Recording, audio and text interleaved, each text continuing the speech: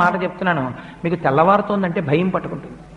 అమ్మ బాబోయ్ అంత పూజ చెయ్యాలి, టైం లేదు అని ఏదో ఒక పని ఉంటుంది. అలా కాకుండా మీరు స్వల్పమైన పూజ, వైదికంగా పరిపూర్ణత్వం ఉండే పూజ అలవాటు చేసుకున్నారనుకోండి, మీ పూజ మీకు బరువు అనిపించాలి.